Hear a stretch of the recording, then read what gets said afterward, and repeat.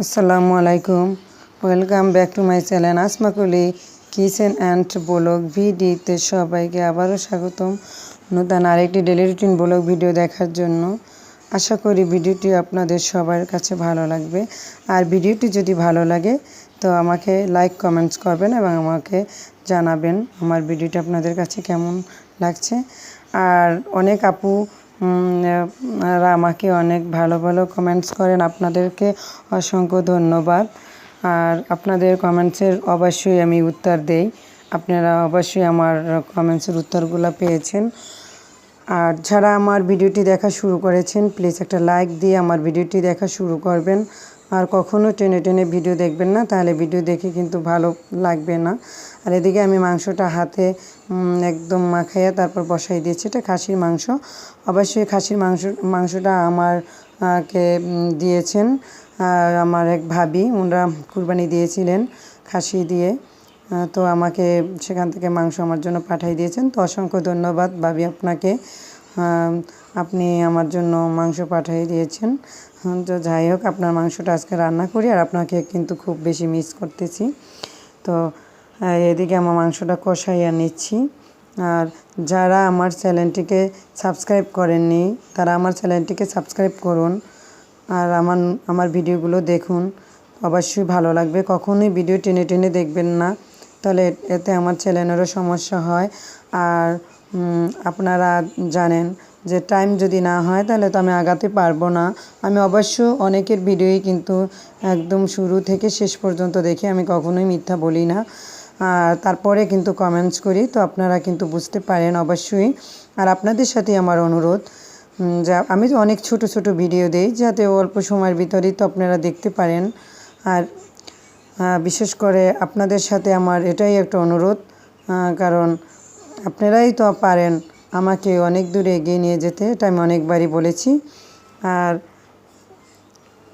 আমি এদিকে রান্না বসাই দিয়েছি, পোলাওটা একদম চালটা ভেজে আমি বসাই দিয়েছি, কারণ খাসি মাংসের সাথে ওরা পোলাও খাবে। আমার শরীরটা তো তেমন একটা ভালো নেই, তো রান্না বাড়া কিন্তু একদমই সহ্য হচ্ছে না।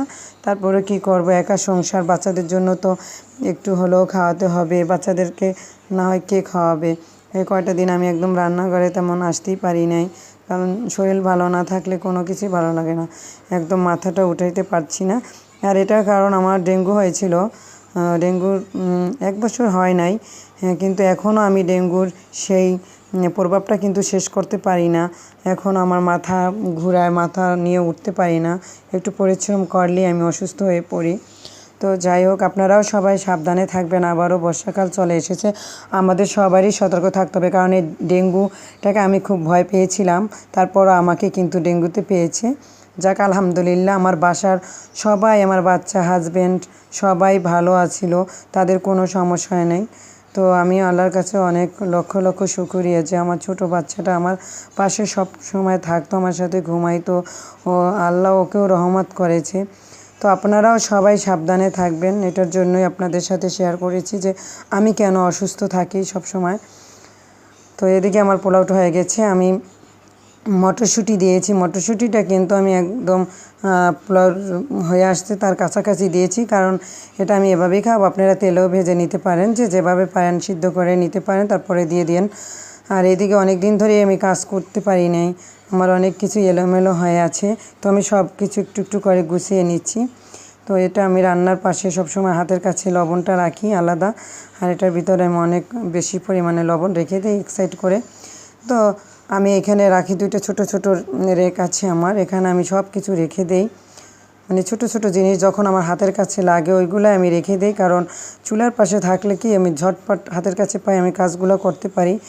আর উপরে তো আমার ছাঁচেটা আছে অনেক দূরে দূরে, ওখানে অনেক বড় বড় আমি ডিব্বা রেখেছি, যে অনেক দিন আমি একসাথে ও সব কিছু পরিষ্কার করে নিচ্ছি, অনেক দিন ধরেই তো আমি পরিষ্কার করতে পারিনি।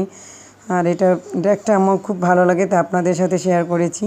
এটা কাঠ দিয়ে ছোটো করে বানানো, এটা রং করলে আরও সুন্দর হবে। আমি কি রেখেছি ছোট ছোট জিনিসগুলো রেখেছি, খুব সুন্দর লাগছে, তো আপনাদের সাথে একটু শেয়ার করেছি। আর এদিকে আমার গোসল টোসল সেরে আমি সব কিছু করে আর পরে আমি খাবার টেবিলে চলে এসেছি। তো ভিডিওটি আমি এখানেই শেষ করব, বেশি বড় করব না। আপনাদের সবাইকে অসংখ্য ধন্যবাদ এতক্ষণ আমার ভিডিও দেখার জন্য। আর পাশে থাকবেন সব সময়, আপনাদের জন্য আমি আবার নতুন ভিডিও তৈরি করব। ততক্ষণ সবাই ভালো থাকবেন, সুস্থ থাকবেন। এখানেই সমাপ্তি করলাম ও আল্লাহ হাফেজ।